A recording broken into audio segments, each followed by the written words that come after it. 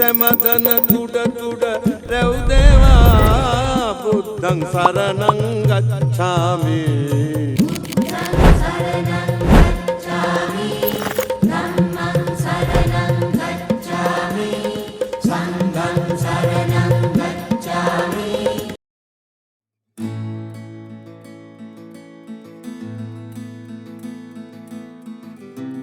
ඉස්සල්ලාම අපි ගෙදර බකට් ටික පත්තු කරලා පටන් ගත්ත වැඩේ අපි දන්සල් බඳින්නයි වෙසක් බලන්නයි කලින් බකට් ටික පත්තු කරා.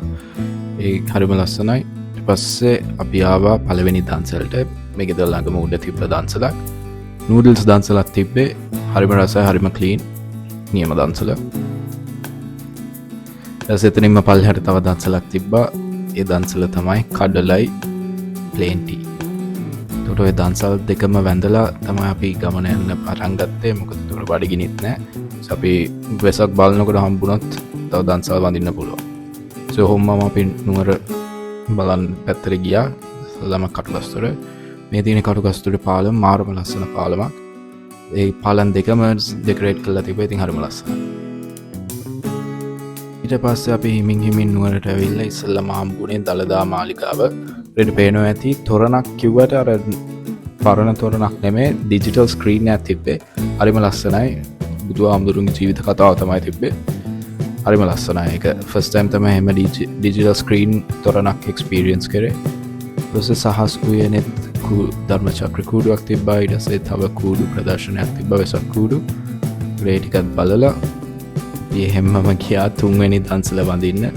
ඒක කුරුණෑගල පාරේ තිබ්බේ.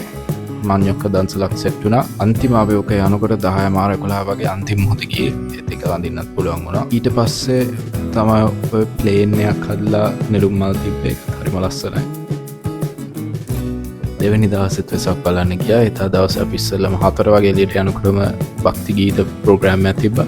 ගලා පැත්තට යනකොට ඉස්සෙල්ලාම හම්බුණා හිල්ල හොස්ටල් එක. හරිම ලස්සනයි. ඊට පස්සේ අපි ආවා කෙමිස්ට්‍රි ඇන්ඩ් ෆිසික්ස් ඩිපාර්ට්මන්ට් එක. ඒකට කියන්නේ quadrangle කියලා. කෙමිස්ට්‍රි බිල්ඩින් එක ඔය පේන්නේ. ඊට පස්සේ එහා පැත්තේ තියෙනවා ෆිසික්ස් බිල්ඩින් එක. හැම අවුරුද්දෙම ඔය ඕක වෙනවා කෙමිස්ට්‍රි ළමයින්ගෙන්. කෙමිස්ට්‍රි ළමයි ඔක සමර සරසනවා. ඒතොර ඒක හරිම ලස්සනයි.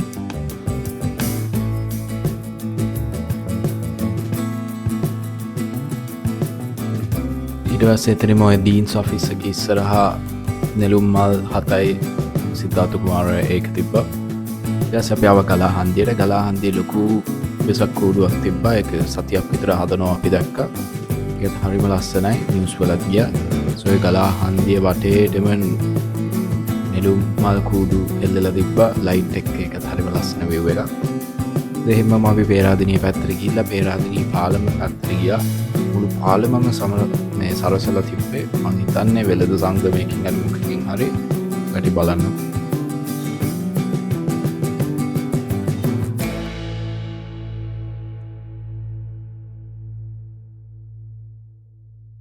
ඔය ස්ට්‍රක්චර් එක නම් මම හරි ආසයි. හරි ලස්සනයි. හුඟක් කුසෙට තිබ්බා. ඒ පෙරදින ගාඩන්ස් වලත් වෙසක් කුඩු එල්ලලා තිබ්බා එන්ට්‍රන්ස් එක ගාව. ඊට පස්සේ තමයි මම දැක්ක ලස්සනම ඩෙකොරේෂන් එක තියෙන්නේ. ගැටපේ පන්සල මුළු පන්සලම ලයිට් වලින් ඩෙකොරේට් කරලා තිබ්බා. පාරෙත් ඔය වගේ වැල් වගේ දාලා තිබ්බා ලයිට්. චෛත්‍යයේ ඉඳන් පන්සලේ හැම පාටයක්ම ලයිට් වැල් දාලා සරසලා තිබ්බා. ඊට පස්සේ මං හිතුව නැති ෂොප් එකක් කැන්ඩි shopping center එක අලුතෙන් ඕපන් කරපු එකේ සෑහෙන ලස්සන ලයිට් ස්ට්‍රක්චර් එකක් හදලා තිබ්බා ලයිට් වල දාලා. බෞද්ධ කොඩි විදියටයි පාර පුරාම පාර දෙපැත්තට යන විදියට ලස්සනට ඒක හදලා තිබ්බා. ඒකත් ඉතින් අපි වාහනෙන් බහලා බැලුවා. ඒකේ තරමට ලස්සනයි. ඒ තියෙන්නේ කැන්ඩි පොලිස් ස්ටේෂන් එක. ඒකත් සරසලා තිබ්බ ලස්සනට. දවසරේ නුවර වෙසක් හරි ජයයි. මිනිසුන් ජයයි. සෑහෙන මිනිස්සු පාර හිටියා. ඩෙකොරේෂන්ස් හදලා තිබ්බා. ලෝගයි පේරාදෙණිය ඉඳන් නුවරට ආවා. උඩ පාර කවර් කරන් කැම්පස් එක පොඩ්ඩක් කවර් කරා. දැන් පේරා නුවර ඉන්නේ. වැවරවුම ගාව මාලිගාව ගාව. දෙවනි දවසෙත් අපි ආයෙත් බැලුවා තොරණ ඩිජිටල් ස්ක්‍රීන් එකකට දැන් හොඳටම පේනවා ඇති ඒක. දෙවනි දවසේ පළවෙනි දවසේ වඩා දර්ශනක ටිකක් අඩුයි. ඒ ඩිජිටල් ස්ක්‍රීන් තොරන් ටයිප් එක ඉස්සරහට සෑහෙන ප්‍රසිද්ධ වෙයි. මොකද ඒක ඒකේ පොඩි පොඩි ස්ක්‍රීන්ස් සෙට් කරලා විෂුවල්ස් ටික හදන්න විතරයි තියෙන්නේ. ඉතින් සෑහෙන ප්‍රසිද්ධ වෙයි. ඊට පස්සේ අපි දළදා මාලිගාව ඉඳන් KCC පැත්තට ආවා. ඉරස අපි දළදා මාලිගාවිදන් KCC පැත්තරාව KCC ඉස්සරා ෆුල් වෙසක් කූඩු එල්ලල තිබ්බ ඊට අමතරව ඊට කලින් වෙසක් කූඩු සදර්ශනයක් තිබ්බ හරිම ලස්සනයි කට පේනවා ඇති ඊළඟ කූඩුවේ මාර ඩීටේල්ස් වගේ තිබ්බේ ඔය වගේ එකක් හදන්න සෑහෙන මාස් වෙලා ඇති ඊට පස්සේ අපි අන්තිම මොහොතේ ආවා අස්කිරි මහා සෑයට ෆස්ට් ටයිම් තමයි මම ඔය පන්සලට ආවේ ඒකේ අර උඩට යන මාර ලස්සන ලුක් එකක් තිබ්බා හරිම ලස්සනයි ඒක ඊට පස්සේ අපි ගෙදර යන්න කලින් චායි එකකුත් බීලා එහෙම මේ අපි ගම්පොළ පැත්තට පොඩ්ඩක් ගියා ඊෆැක් එකේ ඩෙකොරේෂන්ස් බලන්න පුළුවන්ද කියලා ඒකට ඇතුළට යන්න දුන්නේ මොකද පාන්දර 2 විතර ඊළඟ බ්ලොග් එකෙන් හම්බෙමු